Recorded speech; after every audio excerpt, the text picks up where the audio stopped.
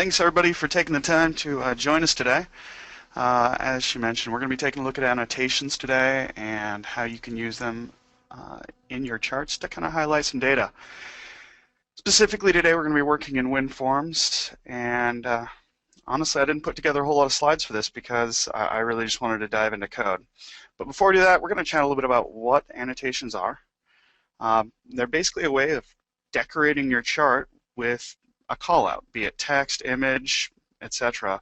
A way of pulling out interesting information, or a way of calling it out. So what we're going to be using today is standard annotations with I think we're going to use arrows. I mean, I'm not really set on the connection type, but one of the things we allow is multiple connection types. We'll get into that a little bit more later.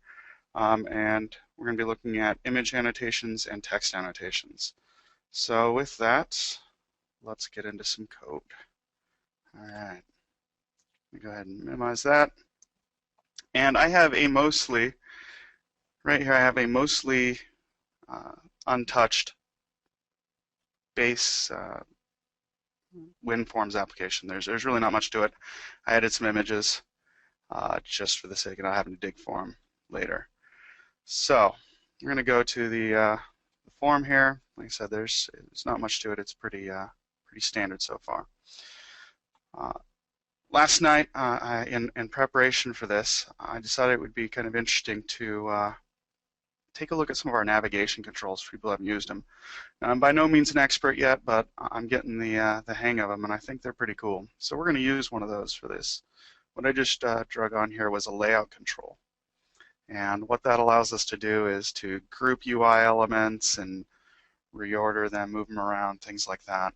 And I think you'll see why it's useful here coming up shortly. So what I'm going to do now is I'm going to scroll down to dock, and I'm going to make that take up the whole screen. So I set it to fill. Notice it says now drop controls here. First thing we're going to go do, as usual, is go drop a chart control on the page, which means I need to go to the data section and drag and drop the chart control. And all right, it did pop up with a wizard on my other monitor, but we're not using the wizard quite yet. So I'm also going to drop a checkbox on here, and I haven't decided what we're going to do with it yet, but I'm able to use it for visibility or something along those lines. But first things first. So we drop it on there, and let's see.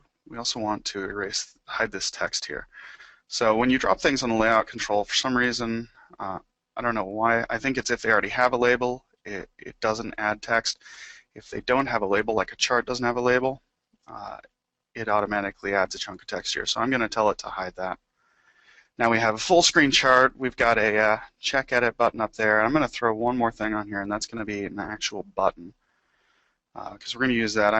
Today I'm going to be generating data from random samples, so we're going to use that. All right, I'm going to drag that over there.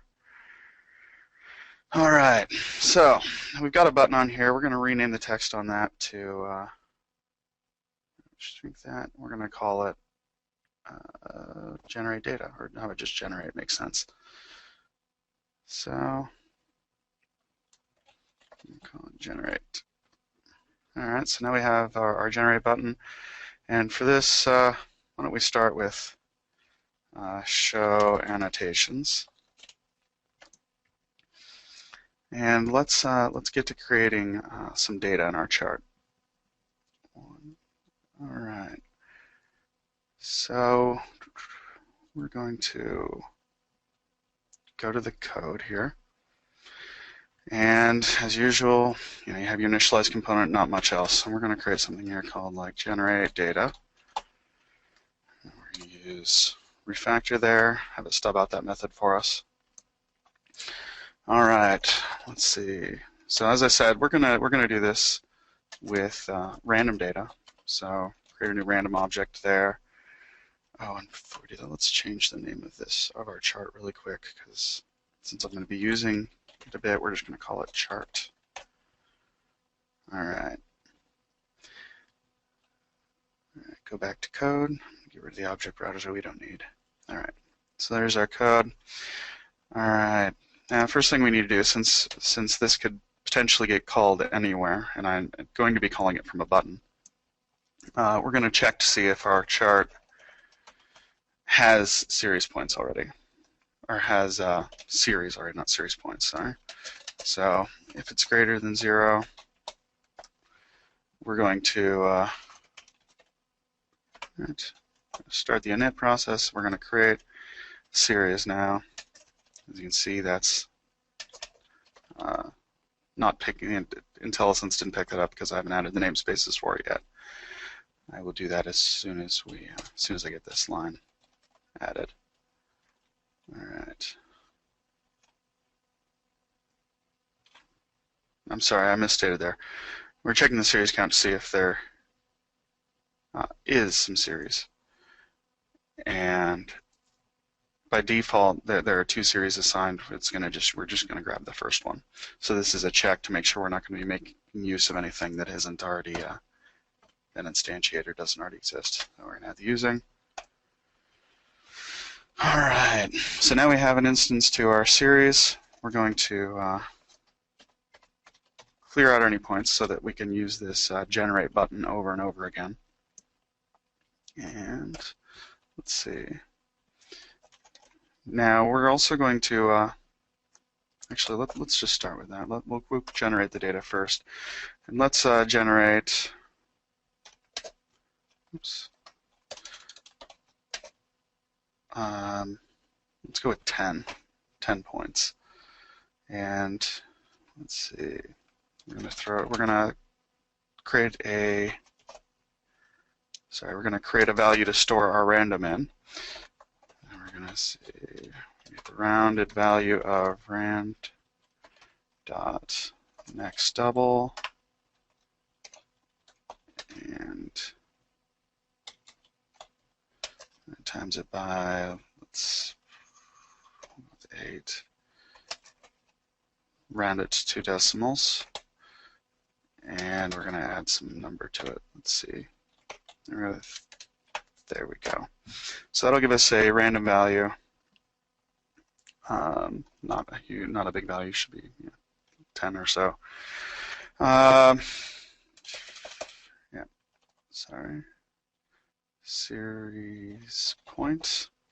So now we're going to create the point and assign it an argument, and we're going to call the argument +1, so current iteration +1, and then we'll throw the value as its value.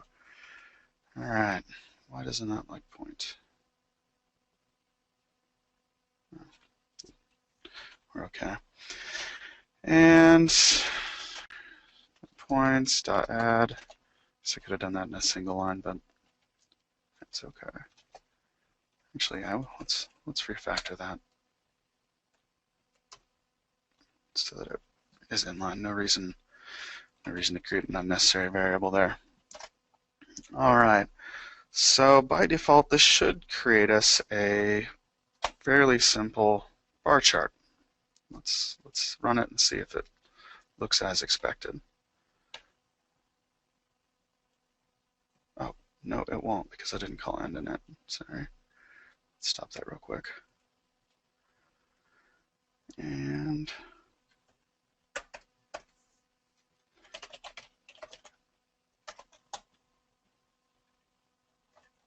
let's build that again.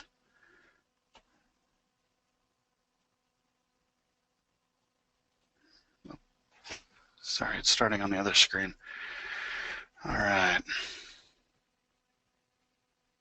Let's see. Actually, before we do that, let's set a little bit of styling on this. Run the wizard. The wizard over here. Just barely fits on this. There. Okay. So we want bar. Let's go to series. Let's see what's there. Yeah, let's remove the extra one. We'll call this random points. Let's do a numerical for both those, and that should do it. All right. And let's build that again. All right, and we'll run. And there we are. Now, I'm going to, since we're going to be working with annotations, I'm going to do a couple things. And one of those is get rid of the series labels. And then I'm also going to up our scale so we have some more space in there. So I'm going to change the scale from 0 to 9 and change. I'm going to change it to about sort of 15 or something along those lines. All right, so let's go back to this. We're going to use the wizard and go to point labels and make them not visible. And then we're going to go to the axis, choose y-axis, and change the range not from auto. We're going to leave it at 0, and then we're going to say, let's say 15. And while I'm here, just for appearance sake, I'm going to get rid of minor tick marks. All right, hit finish. All right, that looks a little more, looks a little better, I think. All right, so far we've created a bar chart.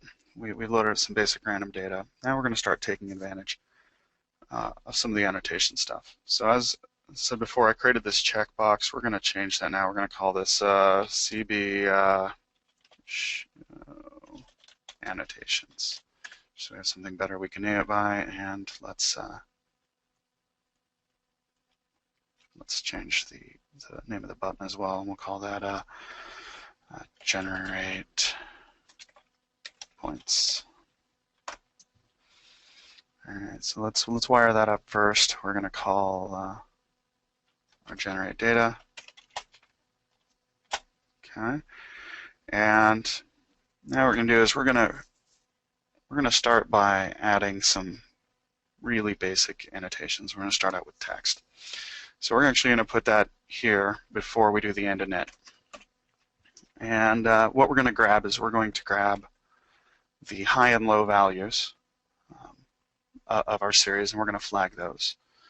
So I have the clear point here. Before that, or I'm sorry, after that, I'm going to add 2 points. I'm going to create 2 points, and we're going to make a max point and a min point. And then as we're iterating over the loop I have down below there, we'll keep track of the min and max. So let's see.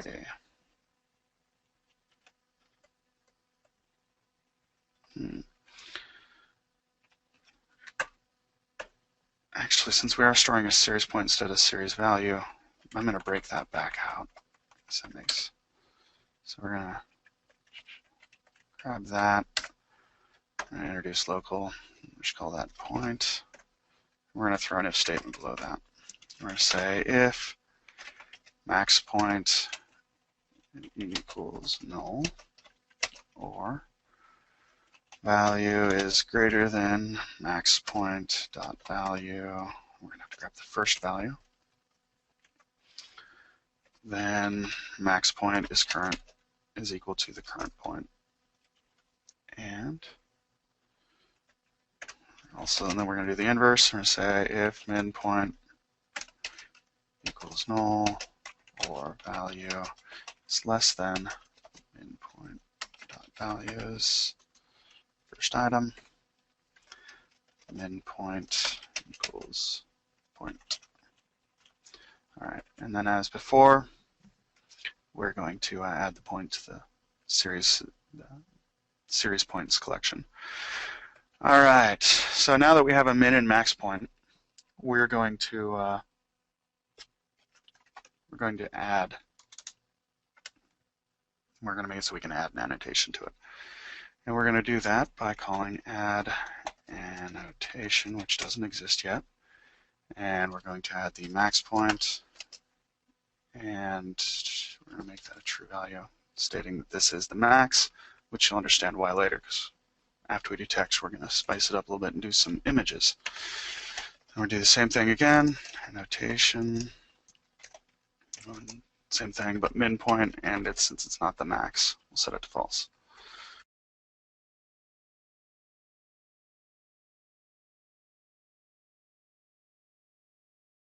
There we go. All right, so we're going to use the refactor there to create these points.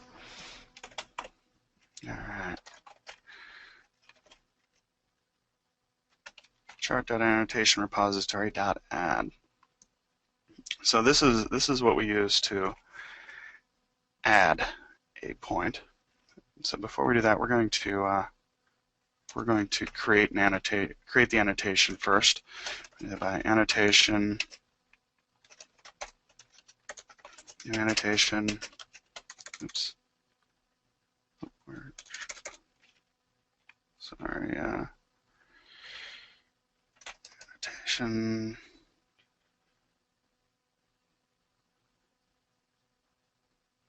Oh, let's see. Apparently I missed that. All right. 1 second. And that's what it is. I forgot I wasn't looking for create, not the add an image annotation. That's right. All right, so we're going to create an annotation, and we're going to call new annotation point. Oh, and we're not going to call that max point. For this, we're going to call it point, and then is max. All right. We're going to say point dot annotations dot add image annotation. I'm sorry, not add image. Sorry, add text annotation. As I said, first we're going to do text, and there we go. This allows us to set a string value here, and we're going to call this the max, and then we're going to set what we want to display, which is going to be maximum. And actually, you know what, let's not do it that way. Let's say if is max, then new annotation dot text, not text, what is it?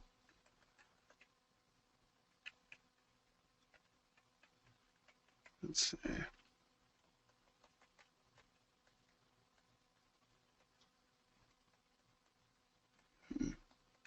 I don't see it in there. That's all right. Just do this way. And we'll say new annotation equals that max maximum. There we go. Else, and there we go.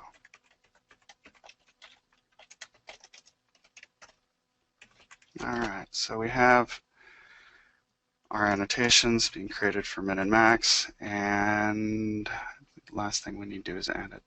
Actually, let's see where we're at right now. Run it, and there we go. We now have pretty basic annotations created via code. Now there's a few other things. The other thing we're not taking a look at here is that show annotations. Let's wrap this in an if statement. If show, sorry, checkbox show annotations dot checked. Do that. Else. Actually, don't need else. All right, so now we only do that if they're checked. Now, as you notice, as I click that, obviously it's not going to do anything because I haven't handled the check event. So we'll go and do that really quick. And well, it just makes sense. I don't really need to generate all of the data on the. I don't want to regenerate all the data on the case that check changed. So let's break this out.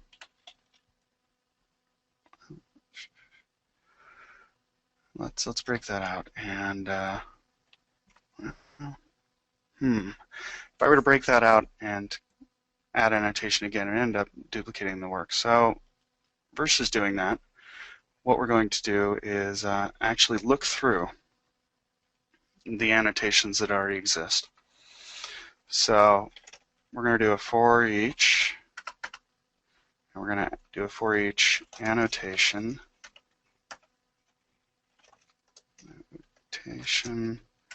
in chart.annotation repository. So we're going to look through a list of all of the annotations that are on the chart, and then we're going to adjust the visibility of them.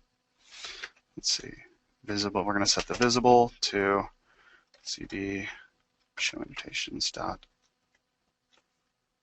check changed. Sorry, not we're going to call that checked event rather, not check changed. All right, so actually that's kind of where we want to be, but I can see what I really want to do is I want to be able to set visibility and probably replace what I was doing up there with the if statement. So I'm going to refactor this out. I'm going to extract out its own method, and we're going to say set annotation visibility. All right, and currently it's going to use check change. We're going to add a Boolean value in here, and we'll call this visible. Okay, come down here, visible, and we're going to change that to cb checked. All right, so now what we're going to do is we're going to get rid of this if statement, and now we're always going to create annotations. Whether or not they're going to be shown, we'll set here. So we're going to call our set annotation visibility, and we're going to pass in the cb.checked. So it's always going to create them. Whether or not they're visible is going to be set in that method. And by default, when we run this, that isn't checked. Check that. We turn them on and off. Perfect. So now we have our annotations. They show based on our checkbox. Now we're gonna add a little bit more functionality. There's times when you, for one reason or another, don't want an annotation getting in the way, or you want to move it for whatever reason. So we're going to throw another checkbox on here, and we're going to allow you to move them. So we're going to throw that there. We're going to call this where's name? We're going to call this CB move annotations, and change its text as well. Move annotations. There we go. All right, so this is going to be pretty similar to what we previously did, except for instead of using the visible, we're going to set the move event. So I'm just going to copy that previous one, and we're going to call this set it move states. And we're going to change the runtime moving equal to. Actually, we're going to leave that as is. And just hit the rename button. Movable.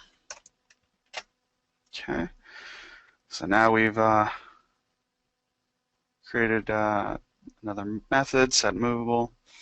Now this should allow us to move it if we turn that on. So let's say we're going to say set annotation move state. And we're going to call that CB move annotations. Checked. All right, let's see how that goes. There we go. turn on the annotations, turn on the ability to move. Oh, and I missed it. Let's see. What did I leave out?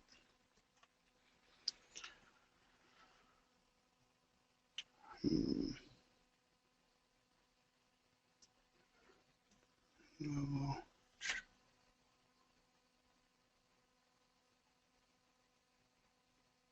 Well, do I need to, let's see. Should just be runtime moving to, Let's double check that real quick. So move state, let's see, move annotations, and runtime moving. And we're going through all of them, setting the movable property. All right. That should do it. Oops. Stop that. And we'll take a look. And by default, we aren't, and I guess I don't want to set it there.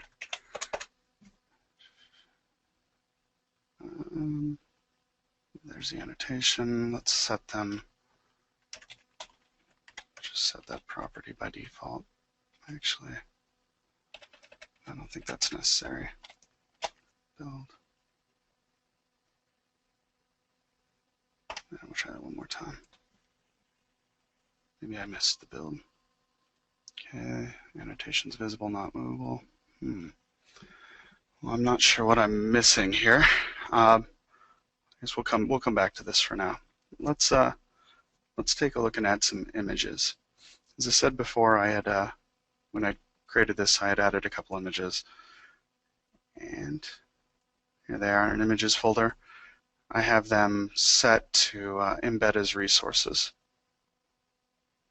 Oh, one of the guys from the team chimed in and mentioned I had to click on the annotation to move it, and let's try that again. Nope, still not getting it. I don't know what I'm missing there. All right, so we'll come back to it. So for now, let's add the images. I already have a chunk of code here that's used for pulling the images out of the resources. So I'm going to paste that in. And there we go. I have to add the necessary assemblies.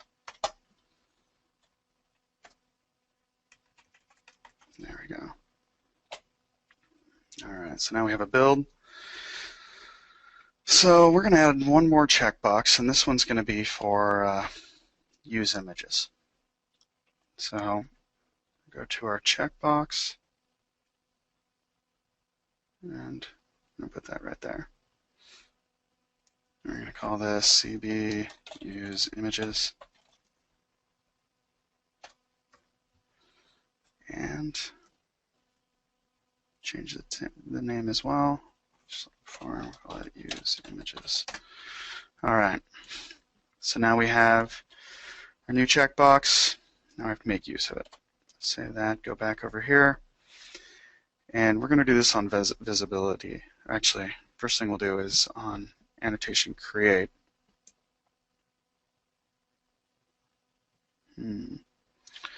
So let's see. If I do this on annotation create, what's going to happen is it's only going to apply the ones that already exist in there, and it's not going to change their types. So I think what we're going to end up doing is abstracting this out. But for now, let's add the functionality to the add annotation method. And we're going to say if. Actually, we'll create a variable for that. We're going to say Boolean, value Boolean, and we're going to call that a use images. Okay. We're going to say if use images, do it this way, otherwise do it like that.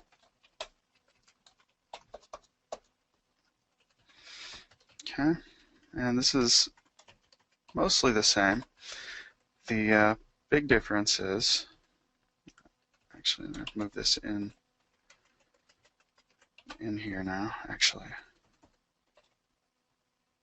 So I think we have to actually use an image annotation, yeah. So we're going to move this. This is text annotation.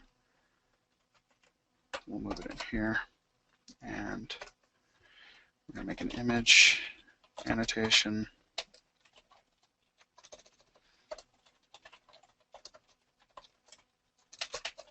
Set it to null.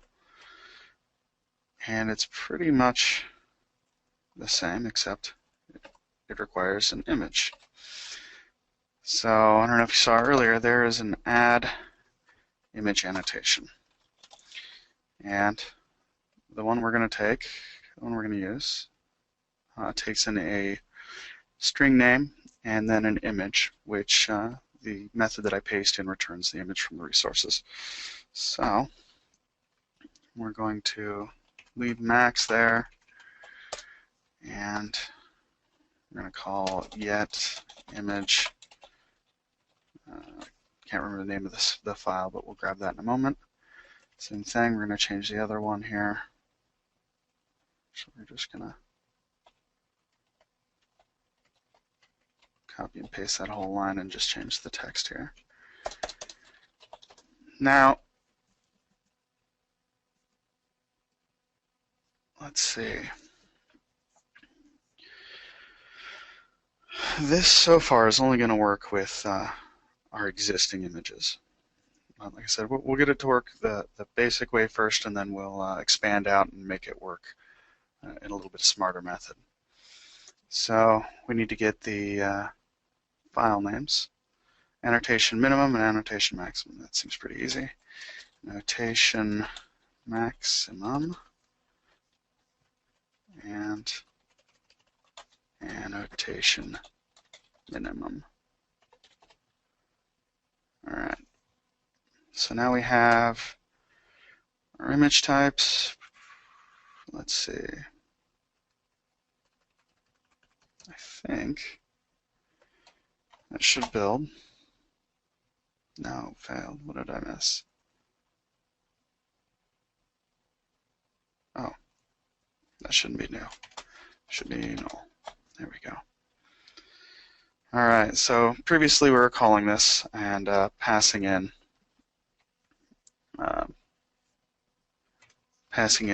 only two values, so we just need to set this to use cd use images dot checked, and we should add that to the other one as well. All right, there we go. Now we build, and let's see how that looks. Run it. Turn on our annotations. Now, interesting thing. There, we have a little missing image icon. All right, that's well, that's getting somewhere. You notice I had to hit generate to create this again, and the reason being is I wasn't editing the existing. So obviously, checking use images isn't going to do anything other than work when I clear out all the points and regenerate them. So let's modify that real quick and cause it to cause the checking of use images to reset the annotations and recreate them. All right, so actually I'm saying we're at 10:37. I think that'll have to hold off for another day. For today, we're going to have to leave it as is. Going to be running short on time.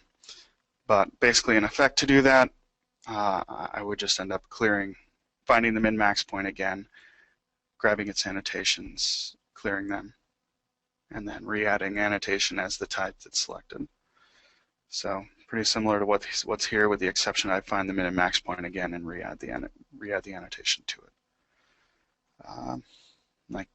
Let's see why that's not returning images. Let's see. Our namespace is annotations webinar prep, and annotations webinar prep. And let's see.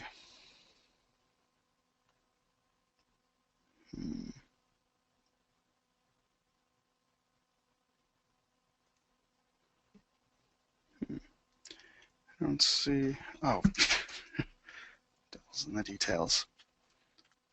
That's why. PNG. Can't reference it if the name's not right. There we go. Let's build that again.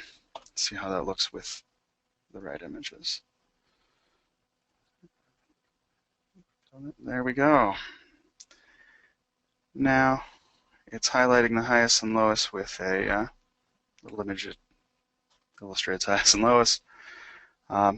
Obviously, as I'm sure you can see there, the spacing isn't quite ideal. And because it's using an image, the image is bigger than the text. So if we switch back to text, it gives us enough distance. I think we could change that just by updating the, I think maybe the length. I actually haven't tried this yet, but we have a few minutes, so let's see what happens. Use images, generate. Yeah, it's really close. So let's try and pull that off a little bit and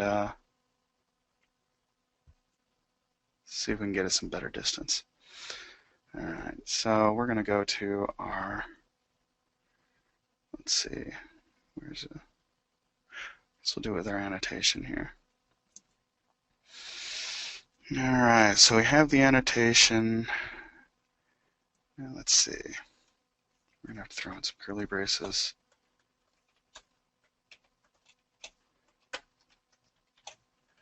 All right, so once they have the annotation, we want to adjust the connector length. Let's see. So let's just try to see how it works. We have our annotation. We're going to create a relative, oops, let's try again, relative position. And call that position. And we're going to get the new image annotation. And set the equals, let's see, shape position. So that'll get the current position of the annotation. And let's see, do we need to change the anchor point? I don't think so, because these are already going to be anchored. So I think we can just say position dot length, and let's give it a 50. And since called those two variables, since this is two variables actually the same name, it didn't need curly braces. We just needed to call that at the end of it. All right, let's change position to relative position. Oh, yeah. We also need to cast that as a relative, oops, as a relative position. There we go. All right.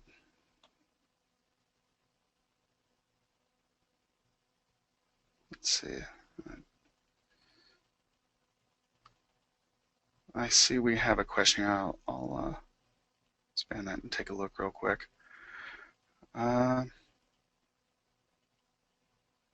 Questions. I have a couple of questions here. Let's take a moment. Here we go. The question is it possible to raise an event when clicking on an annotation? Yeah, there's an object selected event that you can bind to. and that will allow you to basically fire any custom code you want. So yeah, you can use the object selected to bind to that event. I see. Actually, I guess Julian had already answered in text, but that's all right. All right, so back to this. Okay, so we're grabbing that. We're setting connector length to 50, and let's build it and take a look. Come back over here. Use images. There we go. Still not very long, but definitely a lot better than it was. So I believe that's all I was planning to do today. And so just a quick summary. What we did is we, using the layout control, dropped on some checkboxes, drew a chart using randomized data, and covered creating a text annotation and an image annotation, along with the ability to adjust the connector so that we have a little better visibility on the bar itself. The thing we started to cover but didn't get to, which is the click and drag. I'm sure I'm missing something small there. After the video gets posted for this webinar, I'll actually update the I'll probably just update it and do a quick blog post on it to show how to do a drag and drop with the annotations. So Amanda actually had to step out to take care of some other matters. So I'll be closing up the webinar today. So right now, if you have any questions or like any clarification on anything we've covered, please type it there in the questions window, and we'll take a look, or we'll address them here. So I'll give a few moments for any questions to come up. Ryan, thank you. Appreciate you coming. And actually, so while we're waiting for some questions, we'll see if I can't figure out why I can't drag and move that.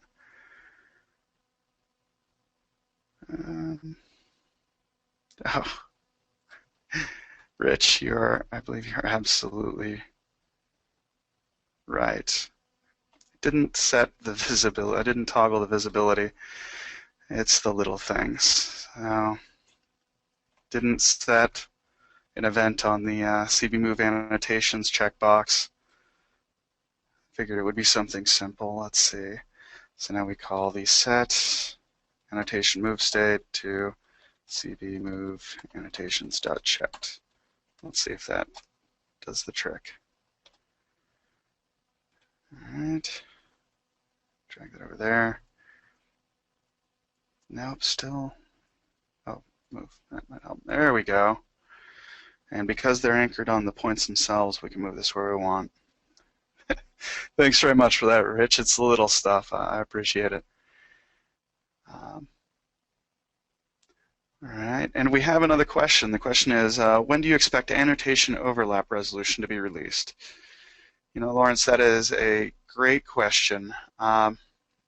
We don't have that in our roadmap for this year, although we understand it is something that's important. It's just this year the primary focus has been adding new functionality, like adding new chart types and getting charts to the MVC space as soon as possible.